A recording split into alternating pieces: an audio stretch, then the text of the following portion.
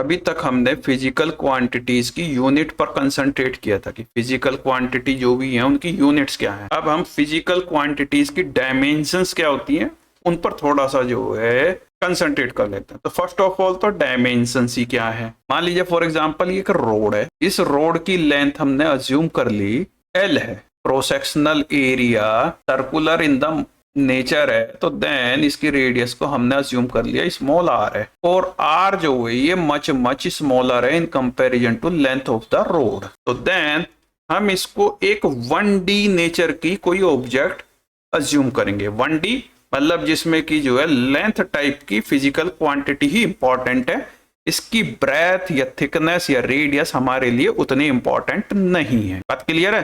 तो अगर इसकी लेंथ ये मान लीजिए कि 5 मीटर है, तो then L equals to 5 metre आप लिखेंगे। तो मीटर क्या है, यूनिट है ये। ओके, तो मीटर की पावर अगर मैं 1 लिख दूं तो इससे कोई चेंज नहीं होने जा रहा। तो ये आपका इसकी डायमेंशन को इंडिकेट कर रहा है कि इसमें जो डायमेंशन है ये मीटर पावर 1, तो ये आपकी 1D नेचर की कोई ऑब्जेक्ट है, ये पावर 1 लिखी। बात क्लियर है।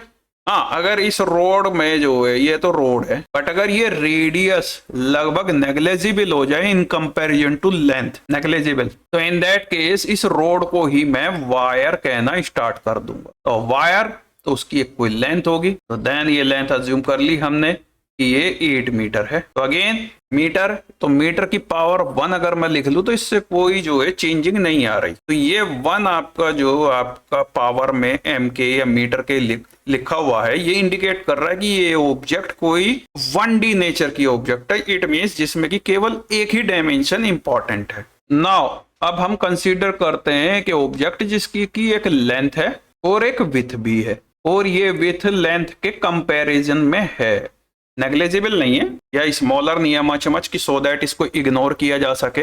हाँ, लेंथ और विथ ये सेम ही ऑर्डर की है। तो इन दैट केस क्या, अब अगर ये आपका एक रेक्टेंगुलर शेप की बॉडी है, तो देन आप इसका अगर एरिया कैलकुलेट करने जाएं तो एरिया होगा लेंथ इनटू विथ, और यूनिट वाइज अगर आप लिखेंगे तो लेंथ की मीटर लिखेंगे और विथ की भी मीटर ही लिखेंगे। तो it means this will become metre square. तो ये मीटर के ऊपर जो 2 आया, 2 आया, ये ही इंडिकेट कर रहा है मुझको कि ये जो ऑब्जेक्ट है ये आपकी लेंथ या ब्रेथ जो भी बनती है, लेंथ टाइप की ही क्वांटिटी आपकी यूज हो रही है, लेकिन उसमें जो है या तो लेंथ ब्रेथ है या लेंथ डेप्थ है।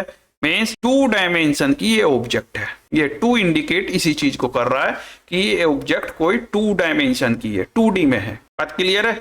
अब हम अगर इस डिस्क को कंसीडर कर लें तो इसका एरिया आप लिखेंगे पाई आर स्क्वायर, और यूनिट लिखेंगे तो ये लिखेंगे मीटर स्क्वायर में। अगेन ये 2 ही आपको इंडिकेट कर रहा है कि ये कोई ऑब्जेक्ट जिसका कि आप सरफेस एरिया लिख रहे हैं वो आपकी नेचर वाइज 2D है। मीन्स XY प्लेन में कह सकते हैं, XZ प्लेन में कह सकते हैं, या YZ प्लेन में कह सकते हैं। मीन्स ये आपका 2D नेचर कोई ऑब्जेक्ट है। ओके, अब अगर आप इस पैरेललोग्राम का एरिया लिखना चाहें तो एरिया क्या लिखेंगे आप, इसकी लेंथ कोई भी एक, ये वाली या ये कंसीडर कर लीजिए length, and distance between 2 parallel sides, ये H।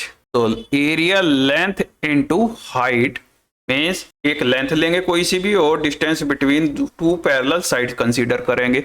अगेन आप इसको लिखेंगे यूनिट वाइज, लेंथ की मीटर और हाइट की भी मीटर, तो then this will again metre square. तो ये अगेन इंडिकेट कर रहा है 2 की जो भी ऑब्जेक्ट का आप एरिया कैलकुलेट कर रहे हो वो 2D नेचर की है। बात क्लियर है। या कहें कि ये फिजिकल क्वांटिटी जो आपने कैलकुलेट की है वो 2D नेचर वाइज है। देन अब अगर इस स्फेयर की बात करें, अब इस स्फेयर में आपका 2 क्वांटिटी में कैलकुलेट कर सकता हूं। इसका surface area 4 pi r square, अगर आर में इसकी रेडियस कंसीडर कर लूं, ओके, तो देन इसकी यूनिट बनेगी मीटर स्क्वायर। तो ये 2 इंडिकेट कर रहा है मुझको कि जो भी ये ऑब्जेक्ट है उससे रिलेटेड जिस फिजिकल क्वांटिटी को मैं कैलकुलेट कर रहा हूं वो फिजिकल क्वांटिटी 2 डायमेंशन की है। बात क्लियर है। एंड देन अगर इसी स्फेयर का मैं वॉल्यूम लिखना चाहूं तो वॉल्यूम होगा 4/3 पाई आर क्यूब, और अब आप जानते हैं कि वॉल्यूम की जो यूनिट होती है वो मीटर क्यूब है। तो ये 3 ही आपको इंडिकेट कर रहा है कि जो भी फिजिकल क्वांटिटी आप जिस ऑब्जेक्ट से रिलेटेड कैलकुलेट कर रहे हो वो नेचर वाइज 3D में है, मीन्स 3 डायमेंशन की है। बात क्लियर हुई? तो ये जो पावर्स हैं यूनिट के ऊपर लगने वाली, ये डायमेंशंस को इंडिकेट करती हैं जो भी फिजिकल क्वांटिटी किसी एक ऑब्जेक्ट से रिलेटेड है। Now consider this cuboid. अब इस क्यूबॉइड की एक लेंथ मैंने L अज्यूम कर ली है, ये डेप्थ इसकी D अज्यूम कर ली, और ये ब्रेथ जो है B अज्यूम कर ली। अब अगेन इस क्यूबॉइड से रिलेटेड 2 क्वांटिटीज मैं कैलकुलेट कर सकता हूं। Number 1 surface area. तो सरफेस एरिया जो बनेगा वो बनेगा 2 times length into depth, length into breadth and breadth into depth. तो ये फॉर्मूला हुआ एरिया का। अब ये सिमिलर टाइप की ही फिजिकल क्वांटिटी आपकी जो है एडिटिव हो सकती है। तो लेंथ इनटू डेप्थ, इसकी यूनिट बनेगी मीटर स्क्वायर, ये भी मीटर स्क्वायर और ये भी मीटर स्क्वायर, और ये एडअप होकर के सब मीटर स्क्वायर, और मीटर स्क्वायर ही आपकी फाइनल यूनिट आएगी। इसे मैं आगे जाकर के एक्सप्लेन करूंगा। Metre square plus metre square plus metre square equal to metre square कैसे हुआ। हाँ, थोड़ा सा आइडिया दे देता हूं कि लेंथ इंटू डेप्थ से मान लीजिए कि आपको 20 मिला number metre square, length into breadth से 40 मीटर स्क्वायर मिला, और ब्रेथ इंटू डेप्थ से मान लीजिए आपको 15 मीटर स्क्वायर मिला।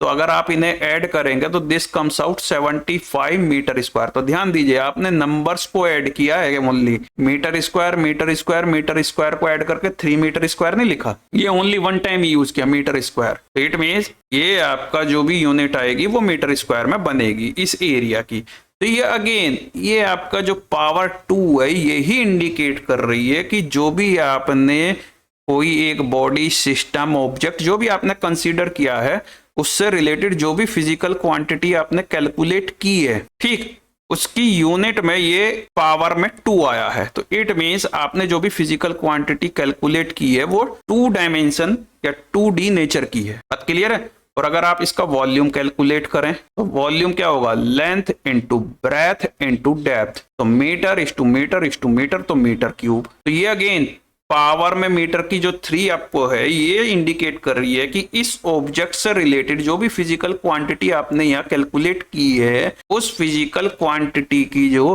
डायमेंशन है वो आपकी मीटर में 3 है। तो ये 3D में जो है ये डायमेंशन बनती है उस फिजिकल क्वांटिटी की जो कि आपने इस ऑब्जेक्ट से रिलेटेड कैलकुलेट की है। तो ये डायमेंशन को इंडिकेट करती है पावर्स।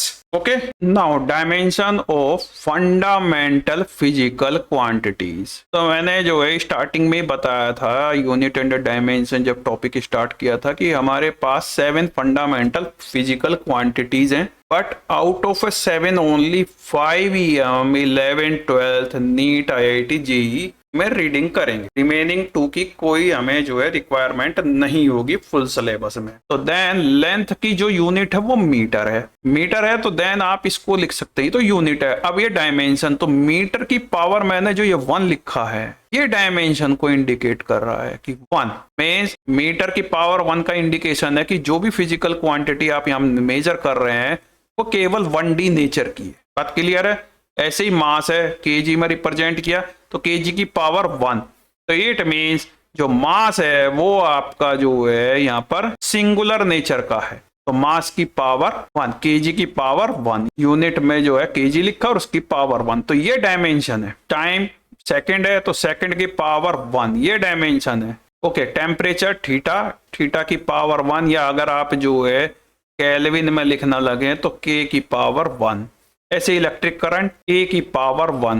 बात क्लियर है? तो ये पावर आपको इंडिकेट कर रही है dimensions of these fundamental physical quantities. Now dimension of derived physical quantities. आप area derived physical quantity consider करें अगर आप, तो लेंथ इनटू ब्रेथ लिखी जाती है। यूनिट वाइज लेंथ को यूनिट लिखेंगे आप m मीटर, ब्रेथ की यूनिट लेंथ टाइप की क्वांटिटी है तो वो भी मीटर, मीटर इस टू मीटर को आप मल्टीप्लाई करेंगे तो मीटर स्क्वायर।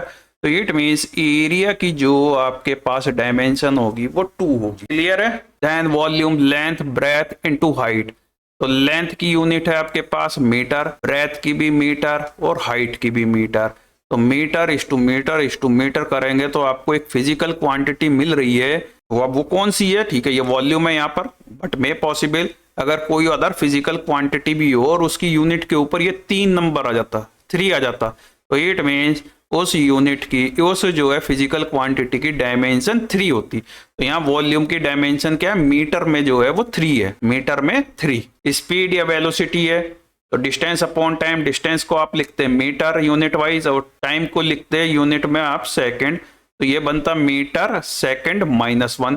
तो आपकी स्पीड या वेलोसिटी की जो डायमेंशन है वो आपका लेंथ में या मीटर में 1 है और टाइम में -1 है। बात क्लियर है? अब एक्सीलेशन की अगर आप जो है यूनिट लिखना चाहें तो acceleration is a velocity upon time. तो वेलोसिटी अगर आप लिखेंगे तो अभी अभी आप लिख के आए हैं, ये रही यूनिट मीटर पर सेकंड, एंड देन टाइम की 1 सेकंड से और डिवाइड करेंगे तो मीटर सेकंड -2, तो यही लिखा हुआ मीटर सेकंड -2। इट मीन्स एक्सीलेशन की यूनिट कहें तो मीटर सेकंड -2 है, लेकिन डायमेंशन को अगर कहें तो मीटर में 1 है और सेकंड में -2 है। तो डायमेंशन आपकी मीटर में 1 है एक्सीलेशन की और सेकंड में -2 है। फोर्स क्या होता है? Mass into acceleration. तो मास की यूनिट आप कहते हैं केजी और एक्सीलेशन की अभी अभी हम जस्ट प्रीवियस स्लाइड में हमने लिखा था मीटर सेकंड -2, तो ये कंबाइंड होकर के बन गई केजी मीटर सेकंड -2। तो अगर ये तो हो गई यूनिट, बट डायमेंशन कहें फोर्स की तो क्या बनेगी? केजी में 1, ये पावर 1 लिख सकता हूं मैं, मीटर में 1 और सेकंड में -2। तो ये है डायमेंशन ऑफ अ फोर्स। बात क्लियर है? केजी में 1, मीटर में 1, मतलब लेंथ टाइप की फिजिकल क्वांटिटी में 1 और सेकंड में -2। नेक्स्ट डेंसिटी लें तो मास अपॉन वॉल्यूम। मास आप केजी में मेजर करते हैं जबकि वॉल्यूम आप जो है मीटर क्यूब में मेजर करते हैं। तो देन केजी मीटर -3, ये तो यूनिट हुई किसकी? डेंसिटी की। पर डायमेंशन की बात करें तो डायमेंशन केजी में 1 है जबकि मीटर में -3 है। ओके, देन वर्क के लिए बात करें तो फोर्स इनटू डिस्प्लेसमेंट। फोर्स की अभी अभी यूनिट आपने लिखी केजी मीटर सेकंड -2 और एक डिस्प्लेसमेंट से और मल्टीप्लाई कर दें इसी में ही, तो then kg metre square second -2 ये लिखी हुई है। वर्क की डायमेंशन क्या है? तो वर्क की डायमेंशन केजी में 1 है, मीटर में 2 है और सेकंड में -2 है। तो ये डायमेंशन है आपकी वर्क की, केजी में 1, ठीक, मीटर में 2 और सेकंड में -2। ऐसी पावर होता वर्क अपॉन टाइम। वर्क ये रखे यूनिट और एक टाइम से डिवाइड कर दे तो बस second raise to the power -3 हो जाएगा, वो यहां लिखा हुआ है। अब डायमेंशन की बात करें पावर की तो केजी में 1 है, मीटर में 2 है और सेकंड में -3 है। तो ये डायमेंशन हुई पावर की, केजी में, मीटर में और सेकंड में, 1, 2 एंड -3। टॉर्क की बात करें तो force into distance, perpendicular distance, तो यूनिट बनेगी kg metre square second -2। But अगर टॉर्क की हम डायमेंशंस की बात करें तो केजी में है 1, मीटर में है 2 और सेकंड में है -2। बात क्लियर हो गई यहां तक? देन ऐसे मोमेंटम और इंपल्स भी आप समझ ही गए होंगे, इतना सब मैंने क्लैरिफाई कर दिया आपको। ओके,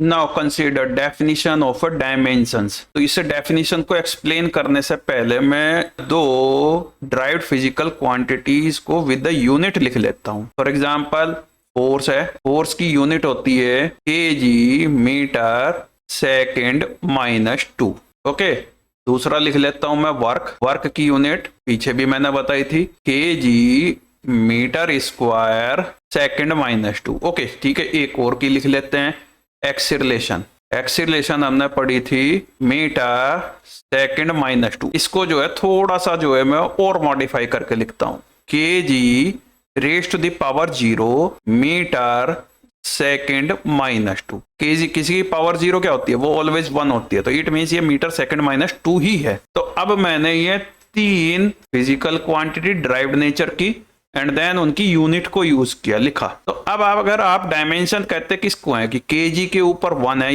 ये डायमेंशन है फोर्स की, केजी में 1, फोर्स की डायमेंशन केजी में 1 है, मीटर में भी 1 है, टाइम में -2। अभी मैंने ये पिछली स्लाइड में भी एक्सप्लेन किया था। वर्क की केजी में 1 है, मीटर में 2 है और सेकंड में -2 है। एंड देन एक्सीलरेशन की कहें तो केजी में 0 है, ठीक, मीटर में 1 है और सेकंड में -2 है। तो अब इसी पे बेस ये डेफिनेशन है डायमेंशंस की। Dimensions of a derived physical quantity are the powers, ये powers which are applied to the units of base quantities. तो केजी, मीटर, सेकंड, ये क्या है? ये बेस क्वांटिटीज की तो यूनिट है। केजी मास की है, मीटर लेंथ की है, सेकंड टाइम की है। तो which are applied to the units of a base quantities involved in that derived physical quantity.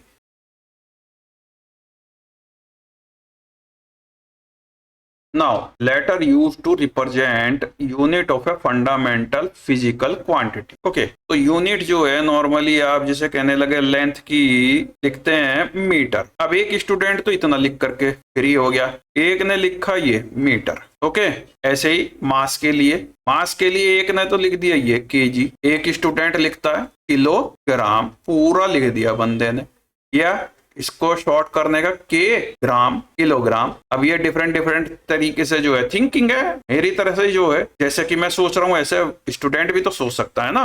Okay, time के लिए पता लगा, वो सोचता है, एक स्टूडेंट तो नुको जी मैं तो ये लिखूंगा, एक कहता इतना बहुत है, ठीक है, सेकंड, एक ने स्मॉल में लिख दिया सेकंड। अब ये एक प्रॉब्लम जनरेट करता है जब हम यूनिट लिखेंगे, ठीक। एंड देन उसके बाद कंसीडर करेंगे उसकी डायमेंशंस। तो इसीलिए हम इन सब प्रॉब्लम्स से बचने के लिए कि इस तरीके से लिखें, हमने क्या किया कि यूनिट्स के लिए जो है स्पेसिफिक कैपिटल लेटर्स को जो है हम इस तरीके से ना लिख करके वो असाइन कर देंगे हम यूनिट को। जैसे कि लेंथ है तो कैपिटल एल, हम मीटर लिखेंगे ना एल लिखेंगे सिंपल, ये जो है मीटर इस तरीके से लिखेंगे ना इस तरीके से।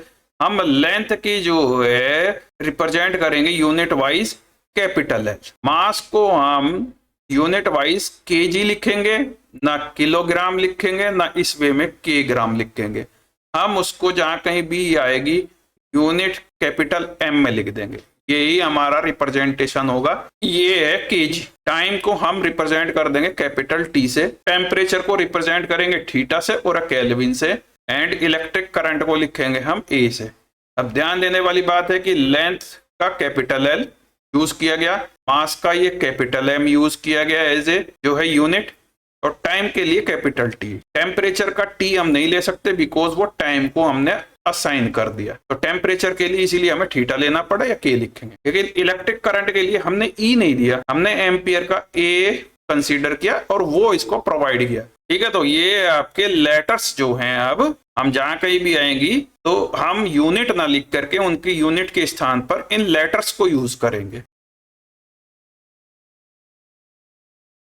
Now we consider dimensional formula of some physical quantity। ये physical quantities का dimensional formulas जो है वो आपको मेमोराइज रहने चाहिए। ओके, फर्स्ट ऑफ ऑल हम लेते हैं एरिया। एरिया है लेंथ इंटू ब्रेथ। ओके, हमने ये एक रेक्टेंगुलर शेप के लिए कंसीडर किया, तो लेंथ इंटू ब्रेथ। लेंथ की डायमेंशन आपकी होगी कैपिटल एल, तो ब्रेथ की डायमेंशन भी होगी आपकी कैपिटल एल, तो this becomes L raised to the power 2। ये 2 है डायमेंशन ऑफ एरिया, ये L is the representation sign of a length. Okay, now in area आप ले सकते हैं pi r square, area of a circle, ये तो लिखेंगे pi r square.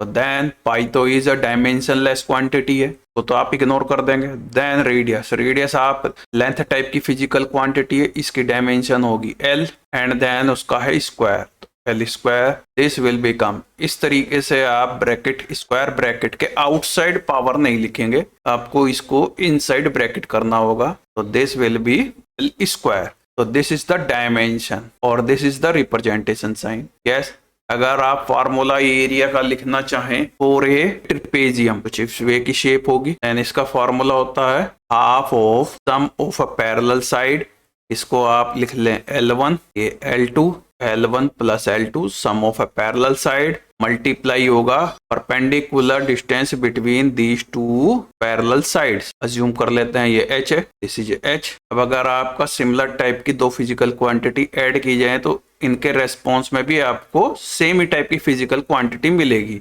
L1 plus L2 will be L dash, मैंने assume कर लिया। And then h। तो ये डायमेंशन, अब डायमेंशन लिखते हैं तो half is the dimensionless quantity, इसको इग्नोर कर देते हैं। लेंथ l डैश की डायमेंशन होगी l और height h, that will be again a length type की physical quantity, it means dimension will be l। तो again this comes out l square. तो एरिया आप किसी भी स्ट्रक्चर का लें, each and every time dimension will be l square. तो ये 2 is the dimension and l is the representation sign. Now dimension of a volume, dimensional formula of a volume. तो then volume is equal to length into breadth into height. Length की dimension L capital bracket में close किया, breadth की dimension again breath भी length type की physical quantity है तो dimension will be L।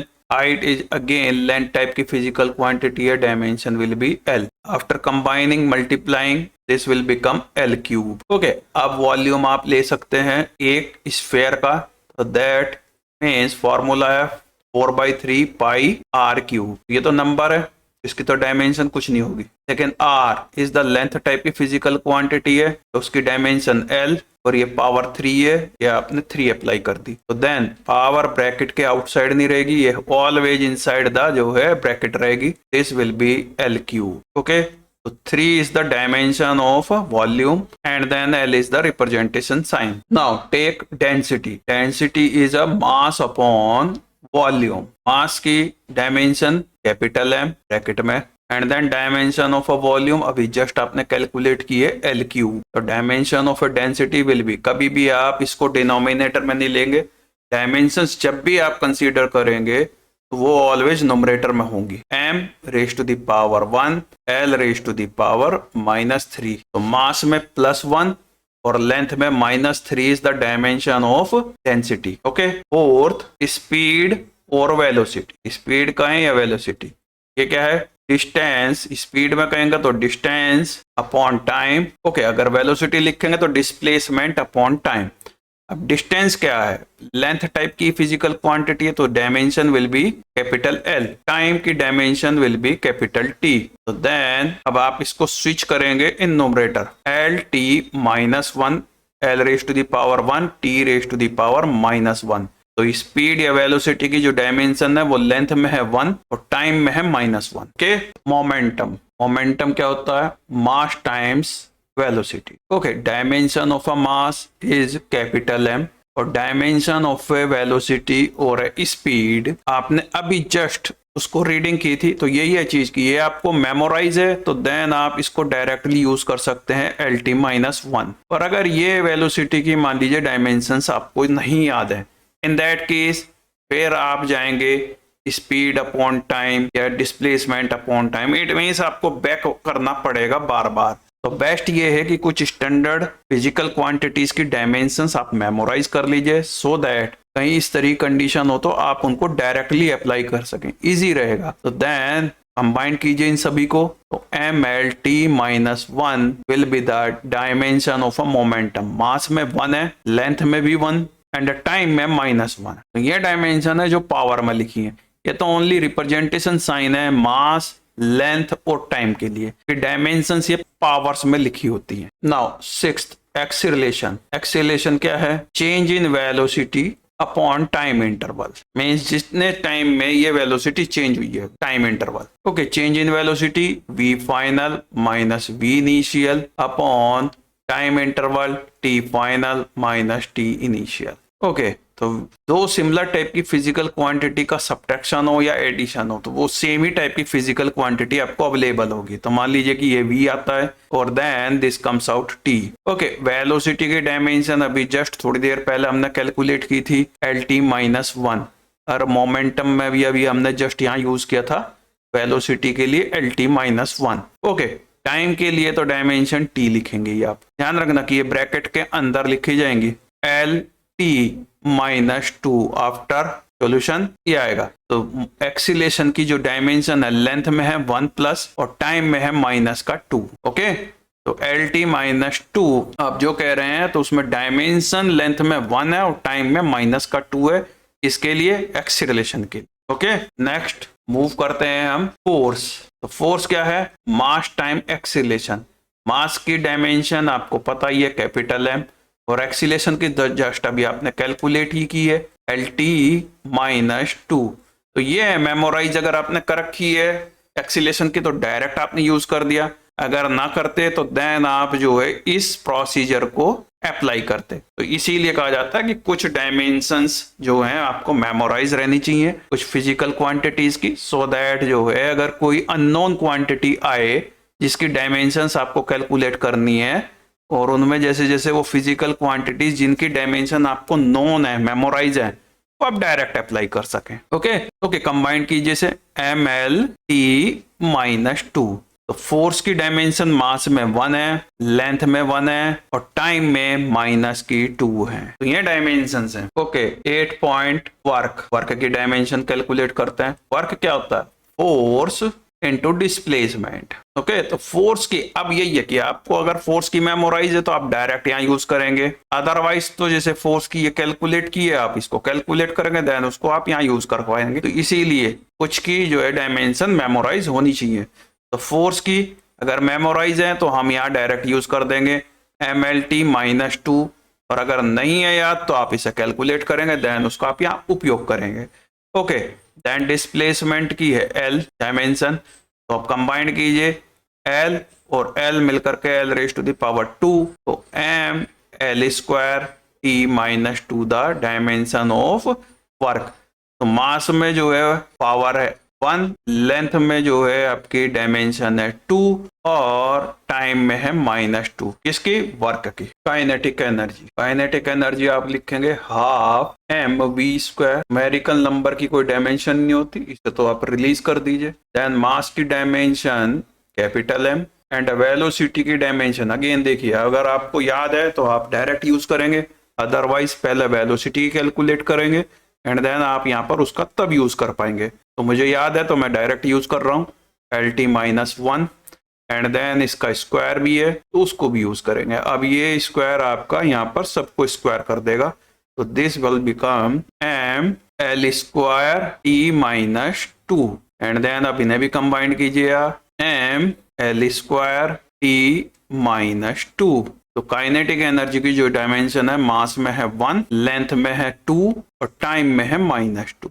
अगर आप इसको कंपेयर करें वर्क से जो भी थोड़ी देर पहले मैंने निकाला था तो उसके बिल्कुल एग्जैक्टली सेम आ रही है ये वर्क की। ओके नेक्स्ट लेते हैं आप काइनेटिक एनर्जी के बाद में पोटेंशियल एनर्जी। पोटेंशियल एनर्जी का फॉर्मूला हमारे पास होता है mgh। ठीक, तो मास की डायमेंशन कैपिटल M। वैसे तो डायमेंशन ये होती है पावर में, मास (1 है डायमेंशन मास की M में, लेकिन हम इसको बस बोल ही देते हैं कि मास की dimension capital M। Okay G acceleration due to gravity है, तो एक्सीलेशन किसी भी टाइप का हो, वो ड्यू टू ग्रेविटी हो या सेंट्रीपिटल एक्सीलेशन आगे आएगा एक नंबर सर्कुलर मोशन में, या आपका एक लीनियर फैशन में स्ट्रेट लाइन फैशन में कोई एक ऑब्जेक्ट चल रहा है विद एक्सीलेशन A, तो एक्सीलेशन कोई भी हो सबकी डायमेंशन एक ही होंगी। ठीक, तो this will be LT-2 and then height क्या है आपके पास? एक लेंथ टाइप की क्वांटिटी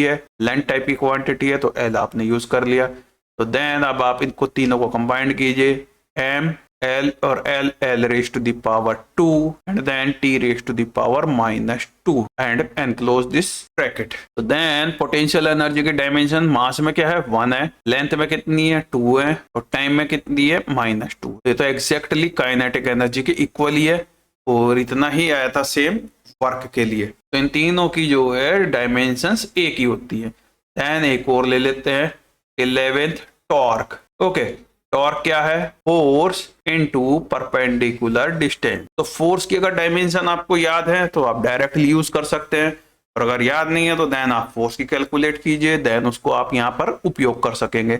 मुझको याद है तो मैं डायरेक्टली यूज कर रहा हूँ MLT-2 the dimension of force and then perpendicular distance या डिस्टेंस, तो distance it means L। Then combine कीजिए ML²T-2 और बाय द वे ये डायमेंशन भी पोटेंशियल, काइनेटिक और वर्क के जैसी ही हैं। तो ये एटलीस्ट जो है, एटलीस्ट कह रहा हूं मैं, ये 11 डायमेंशंस तो आपको मेमोराइज होनी ही चाहिए। कुछ और भी हैं बट मैं एटलीस्ट 11 तो कह रहा हूं, जो कि बिल्कुल एग्जैक्टली इनकी डायमेंशंस फिजिकल क्वांटिटीज की याद होनी ही चाहिए आपको। सो दैट जो अदर आप फिजिकल क्वांटिटीज की डायमेंशन निकालने जाएं और उन फिजिकल क्वांटिटीज में यदि कहीं torque, potential energy, kinetic energy के टर्म इन बिटवीन आ जाएं तो आप उनमें वो डायमेंशंस इनकी डायरेक्टली यूज कर सके। ओके,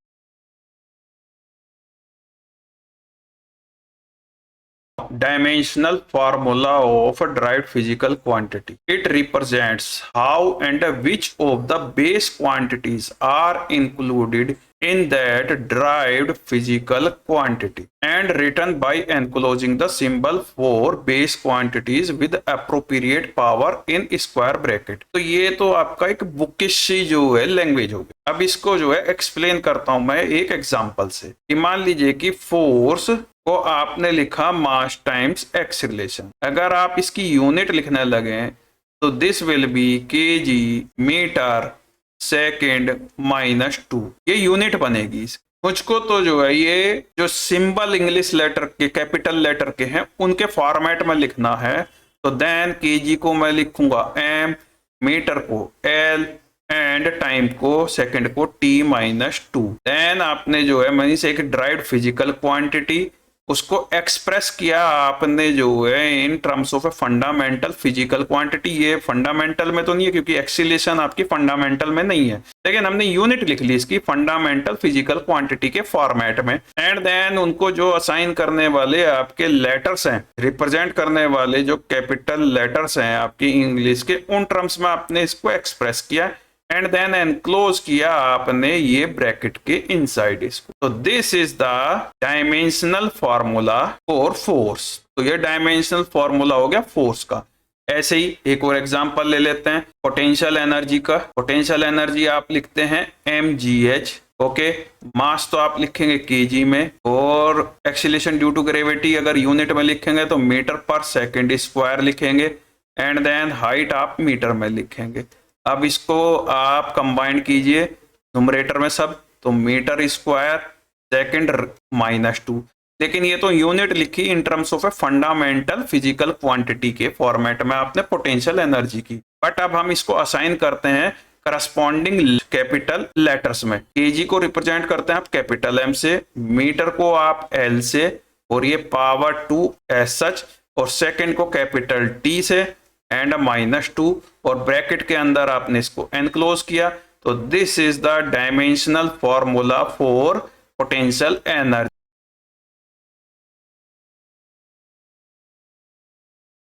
डायमेंशनल इक्वेशन, ये मीनिंग क्या है तो मैं एक्सप्लेन करता हूं। किसी भी फिजिकल क्वांटिटी को आप एक लेटर से रिप्रेजेंट करते हैं। एग्जांपल ले लेते हैं फोर्स का। आप फोर्स को रिप्रेजेंट करते हैं नॉर्मली कैपिटल एफ से। अब इस कैपिटल एफ को आपने एनक्लोज किया एक स्क्वायर ब्रैकेट एंड देन इसको इक्वेट किया आपने फोर्स के डायमेंशनल फॉर्मूला से, मींस mL-T-2। देन ये कंप्लीट रिलेशन आपका कहलाता है डायमेंशनल इक्वेशन ऑफ फोर्स। एक और एग्जांपल ले लेते हैं काइनेटिक एनर्जी को आप नॉर्मली एक्सप्रेस करते हैं के से। देन के को आप एनक्लोज करेंगे स्क्वायर ब्रैकेट में एंड देन इसको इक्वेट करेंगे आप काइनेटिक एनर्जी के डायमेंशनल फॉर्मूला से mL² T-2।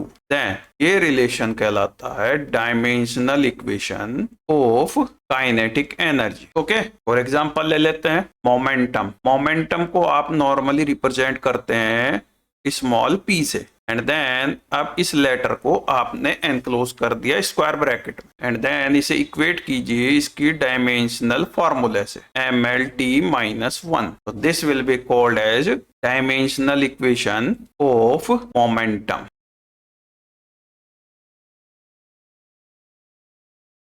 इनिशियली हम जितनी भी फिजिकल क्वांटिटीज है उनको दो प्रकार से ऑलरेडी डिवाइड कर चुके हैं। कौन कौन सी थी वो? फर्स्ट जिसमें थी आपकी based on their directional property, mean जिसमें हमने डिवाइड किया था इनको वेक्टर, स्केलर और रेशोज में। मीन सभी फिजिकल क्वांटिटीज इन तीन कैटेगरी में आप डिवाइड कर सकते हो। एंड देन जितनी भी फिजिकल क्वांटिटी, दूसरा मेथड हमने यूज किया था based on their dependency, means हमने वहां पर उनको डिवाइड किया था fundamental physical quantity and derived physical quantity. Okay, लेकिन अब हमारे पास इन फिजिकल क्वांटिटीज को एक और प्रकार से डिवाइड कर देगा, सभी फिजिकल क्वांटिटीज को। हम इन दो मेथड को एक्सक्लूड कर रहे हैं। अब हमारे पास उन सभी फिजिकल क्वांटिटीज को ही, जो कि अभी तक हम जानते हैं, सभी प्रकार की फिजिकल क्वांटिटीज को 4 प्रकार से जो है डिवाइड कर सकते हैं। ये तीसरा मेथड कह सकता हूं, इनको डिवाइड कर दो। ओके, ये थर्ड मेथड है कि जितनी भी फिजिकल क्वांटिटीज है उनको हम 4 तरीके की फिजिकल क्वांटिटीज में डिवाइड कर सकते हैं। मीन्स इन दोनों को जो है एक्सक्लूड कर दिया, ये 2 मेथड खत्म। और सभी फिजिकल क्वांटिटीज, तीसरा मेथड क्या ले सकते हैं हम कि जितनी फिजिकल क्वांटिटी डायमेंशनल कांस्टेंट हो सकते हैं वो, या नॉन डायमेंशनल कांस्टेंट हो सकते हैं।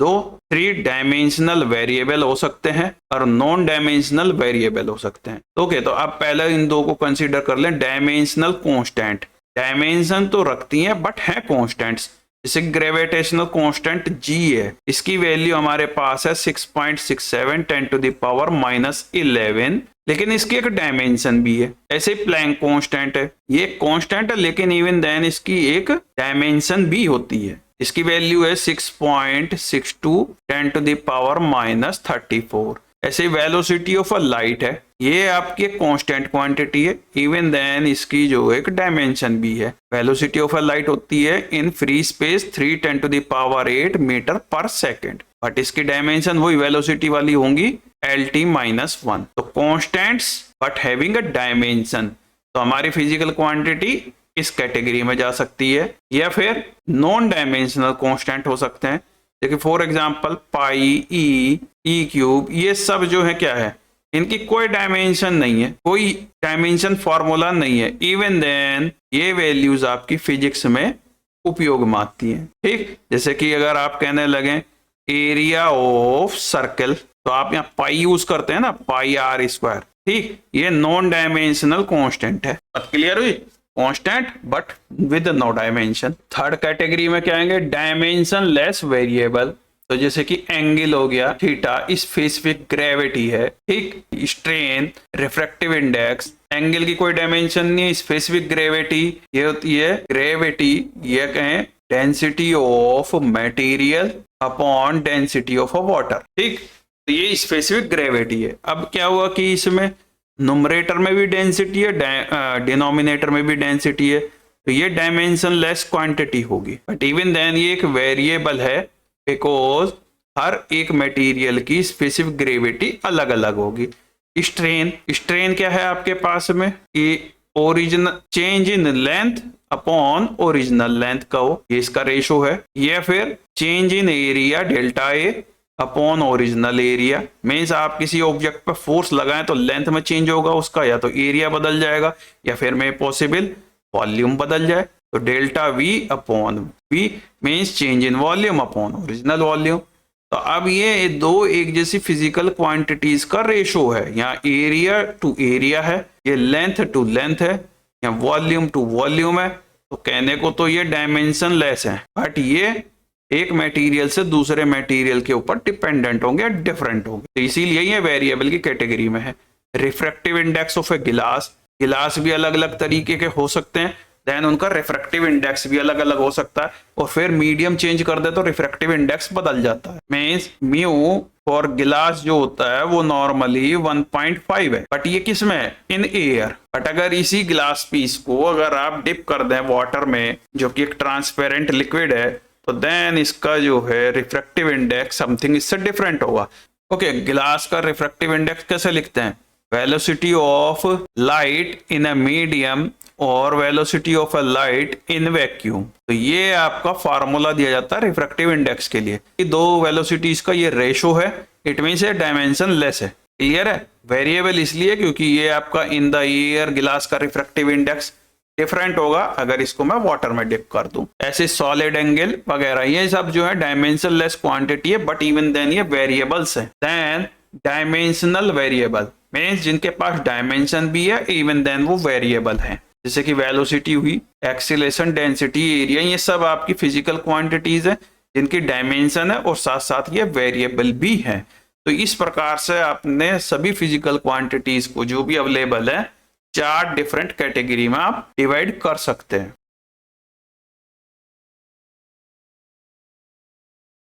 Application of a dimensional analysis means अभी तक जो हमने रीडिंग की है डायमेंशनल फार्मूला, डायमेंशनल इक्वेशन और डायमेंशंस किसी एक फिजिकल क्वांटिटी की किस प्रकार से कैलकुलेट की जाती है, उस सब का यूज करते हुए अब हम उसके एप्लीकेशन क्या क्या हम कर सकते हैं वो देखना चाहेंगे। First, to convert the physical quantity from one system of a units to another n1 u1 equals to n2 u2 फॉर्मूले से। मीन्स पहले सिस्टम में न्यूमेरिकल वैल्यू और first unit system and then second unit system में numerical value and a unit. तो इसी को अब अगेन हम जो है डायमेंशनल एनालिसिस से फॉरवर्ड करेंगे। देन सेकंड यूज क्या है, to check the correctness of the physical relation. Equation आपको गिवन है, for example s equals to ut half at square, ये एक फार्मूला आपको गिवन है, ये डायमेंशनली दोनों तरफ से सही है या नहीं है ये हमें चेक करना है। तो कोई भी फिजिक्स की इक्वेशन आपको गिवन की गई है तो देन वो डायमेंशनली सही है या नहीं है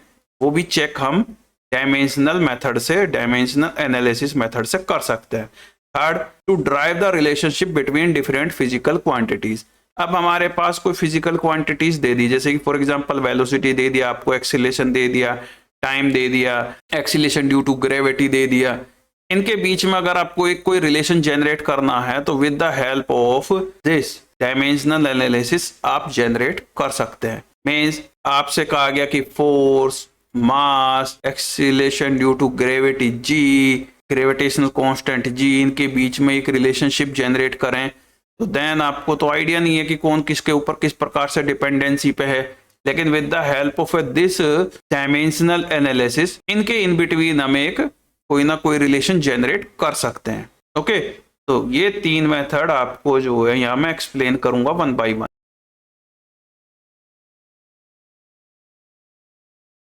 Okay, first use of a dimensional analysis, conversion of a one system of a unit to another। ठीक, तो ये हमने जो है पहले भी किया है, n1 u1 equals to n2 u2, ये फॉर्मूला हम अगेन करेंगे बट इस बार हम यूनिट्स न लिख करके डायमेंशंस लिखेंगे दोनों साइड। ओके, तो because magnitude of a physical quantity remains same what ever system be used for the measurement. Means अगर एग्जाम्पल लें कि 7 मीटर पर सेकंड में स्पीड कहता हूं, ये इक्विवेलेंट टू 700 सेंटीमीटर पर सेकंड ही है।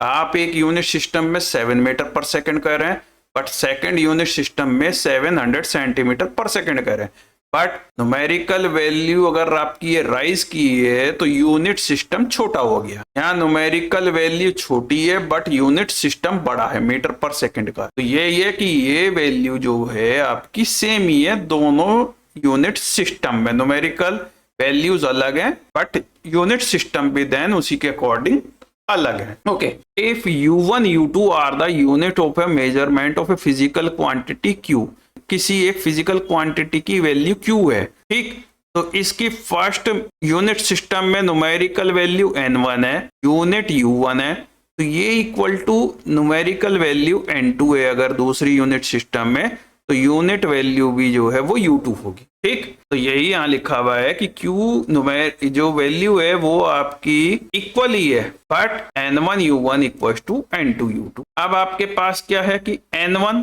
ये है, यूनिट लिखनी है आपको, तो यूनिट की जगह पर आप जो है ये डायमेंशंस लिखेंगे कि फर्स्ट यूनिट सिस्टम में डायमेंशन m1 है की पावर a, l1 की पावर b और t1 की पावर c।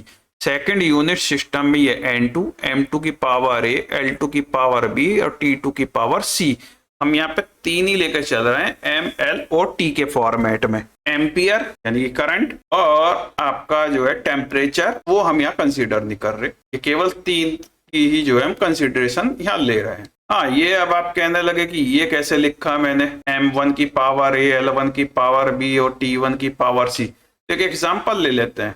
मान लीजिए कि मैंने लिया एग्जाम्पल मोमेंटम का, तो मोमेंटम का फॉर्मूला लिखोगे आप m/v, तो m की डायमेंशन कैपिटल M और वेलोसिटी की डायमेंशन LT-1। ओके, तो m LT-1, तो m की पावर 1, l की पावर 1 और t की पावर -1।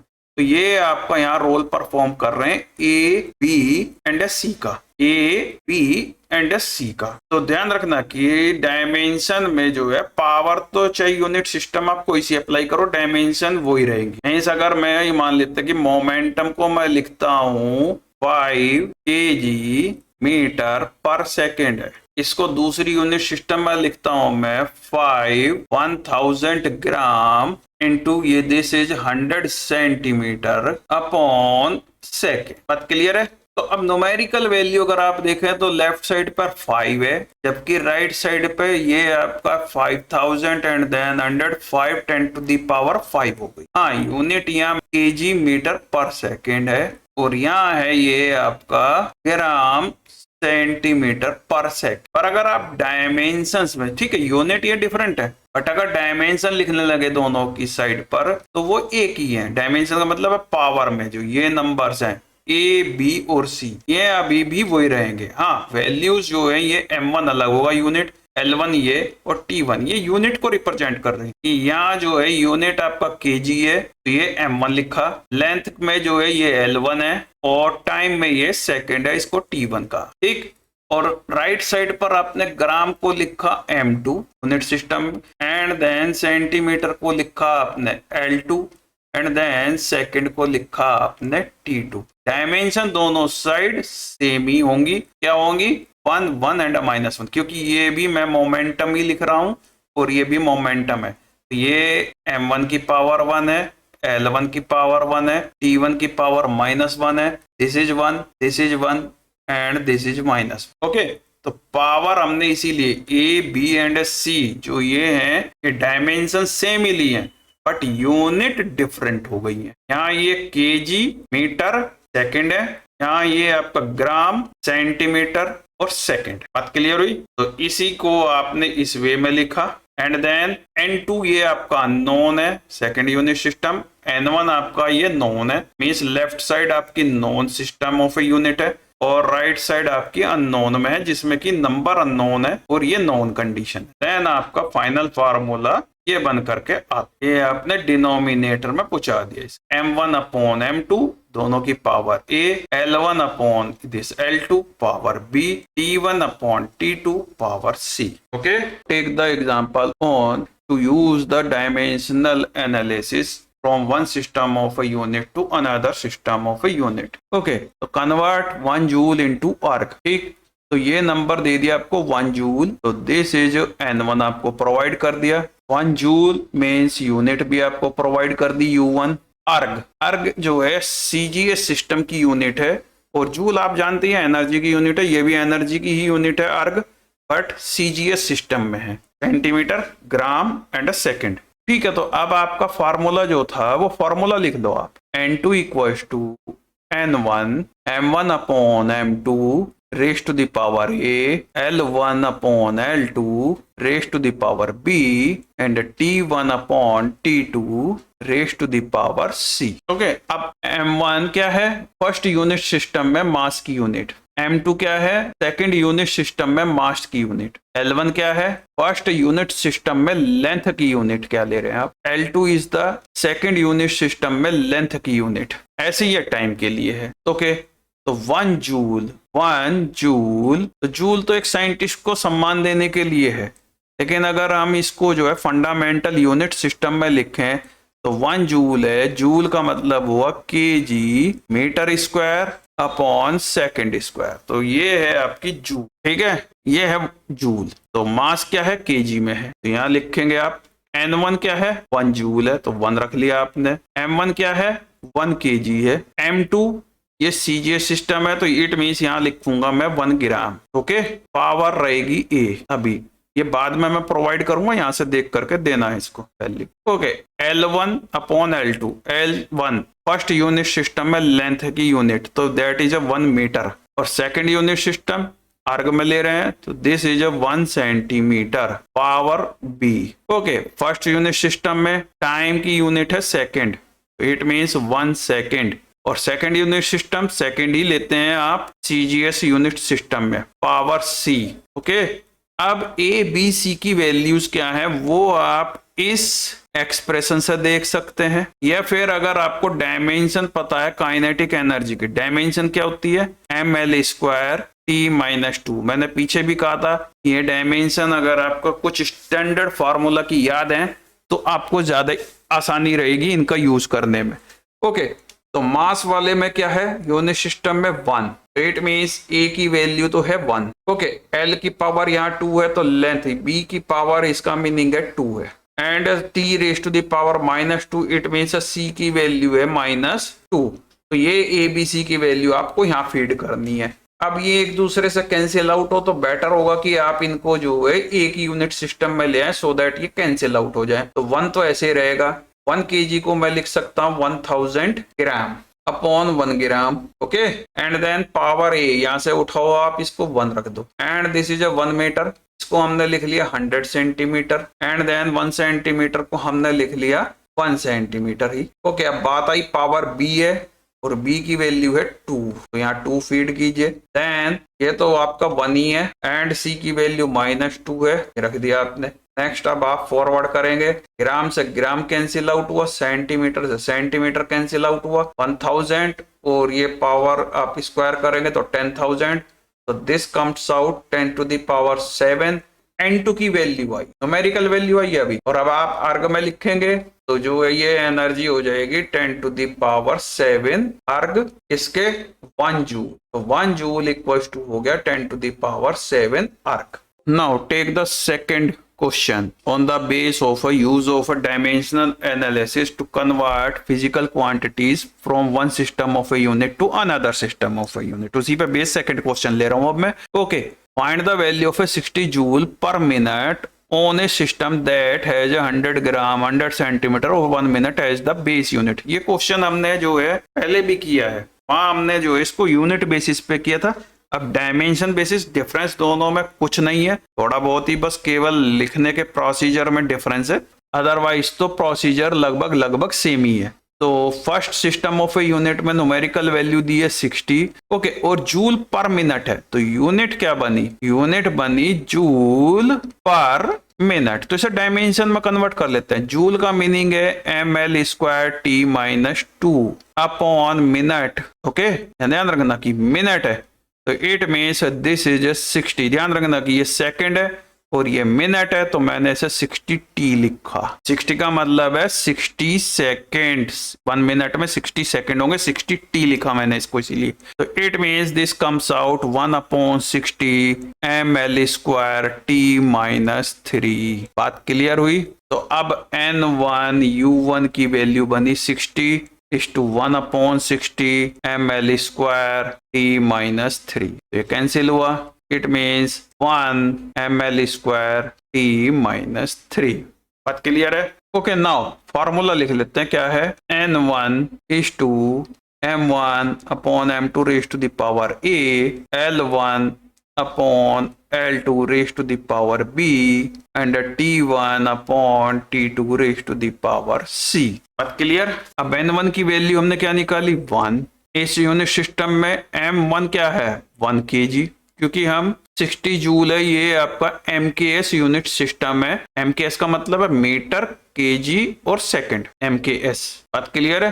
तो it means M1 is 1 kg, M2 क्या है, M2 is 100 gram, second unit system. Okay, अब ये पावर हम डिसाइड करेंगे कहां से आएंगी, ये आपकी डायमेंशन से आएंगी, इसमें हम यहाँ से अभी कैलकुलेट करेंगे। Okay, L1 first unit system है तो 1 मीटर, L2 लेंथ दी है 100 सेंटीमीटर, तो सेकंड यूनिट सिस्टम में लेंथ की यूनिट है 100 centimetre, and this is a power B. T1 आपके पास, हमने ध्यान रखना कि ये सेकंड में कन्वर्ट कर दिया था हमने, 60t लिखा था ना, ये 1 मिनट था, हमने 60t लिख करके इसको सेकंड में कन्वर्ट कर लिया, तो it means this is 1 second. लेकिन T2 क्या दिया, T2 इज 1 मिनट गिवन है, तो 1 मिनट और raise to the power C। बात क्लियर है? A, B और C की वैल्यूज आपको कहां से फाइंड आउट होंगी, तो ध्यान देखिए N1 U1, तो ये तो न्यूमेरिकल वैल्यू थी, डायमेंशन वो आपने यहाँ कैलकुलेट की हुई है पहले से ही। मास में है 1, लेंथ में है 2 और टाइम में है -3, तो बस A, B एंड C। तो A की वैल्यू हमारे पास है 1, B की वैल्यू है 2 और C की वैल्यू है -3। ये वैल्यूज आप यहाँ फीड कर दीजिए, आपका ये सब एक्सप्रेशन N2 के इक्वल चल रहा है, तो N2 की वैल्यू आपको अवेलेबल हो जाएगी मेन सेकंड यूनिट सिस्टम में न्यूमेरिकल वैल्यू। तो N2 विल बी 1 kg और नीचे है 100 ग्राम, तो आप न्यूमरेटर में रखिए 1000 ग्राम अपॉन 100 ग्राम और पावर A, और A कितनी है, यह है 1 यहाँ, तो ये this will become 1 and then 1 metre और नीचे 100 सेंटीमीटर, तो आप नीचे और ऊपर सेम ही है, एक ही बात है।